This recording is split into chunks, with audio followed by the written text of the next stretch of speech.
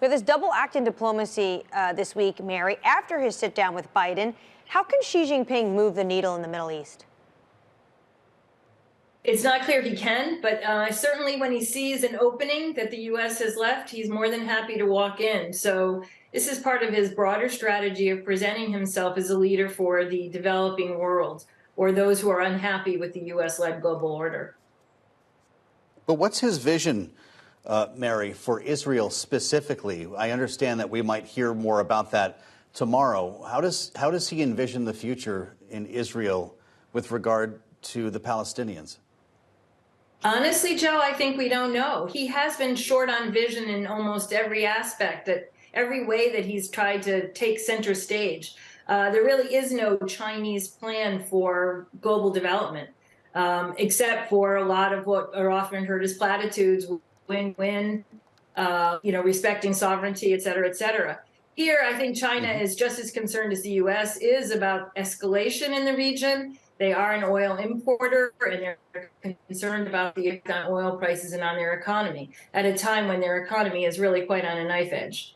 Does he have momentum, whether it's the BRICS, whether it's the Gulf countries that are coming to see him, given the fact that he did have this massive summit with President Biden I was at last week, and there were some wins for him in San Francisco? I would say there's wins for both sides. Does he have momentum?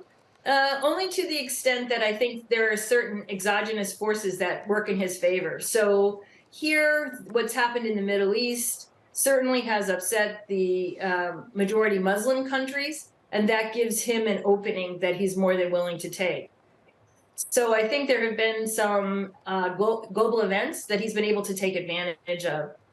On the APEC summit, I think it was good for President Xi, but I also think it was good for President Biden.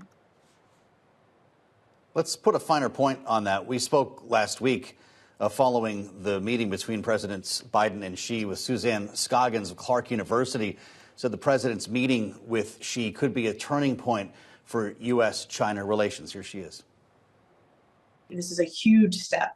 I know that the Chinese foreign minister called this a milestone event, and I think that everyone feels that way. This is not what we expected, and it is a really great event and progression for U.S.-China relations.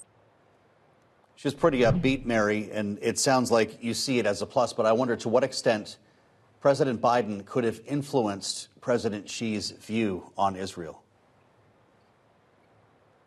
I mean, I think that President Biden was almost certainly warning President Xi about certain actions. Clearly, the U.S. has a list of things that it wants China not to do, such as provide certain types of aid to Russia. But they also want to make sure that China helps to reduce tensions in the Middle East, perhaps by putting some pressure on Iran or not stirring up any other trouble itself. That doesn't mean that China can't play the role of peacemaker, or try to at least assert that image on the global stage.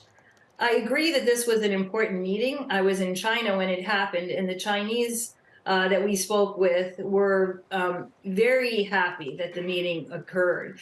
It's very important to the Chinese economy, as seen by its leading economists, that U.S.-China tensions are reduced. And I think that the summit in San Francisco did achieve that. However, there's still a lot of things that the two sides are very far apart. One of the biggest red line for China, I think, is Taiwan.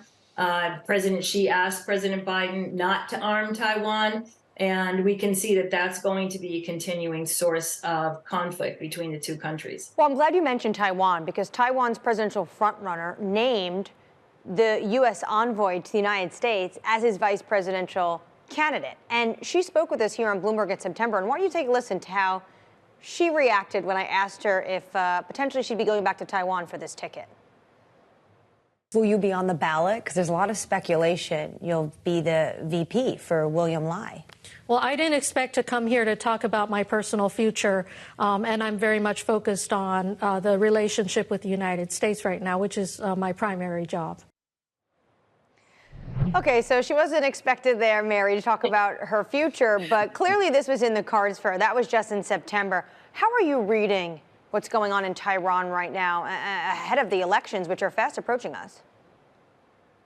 I think a provocative choice. I think it's clear that if this party wins, we'll see perhaps even heightened tensions between China and Taiwan. My personal view is that's not in anyone's interest. That maintaining the status quo would be the best for all sides.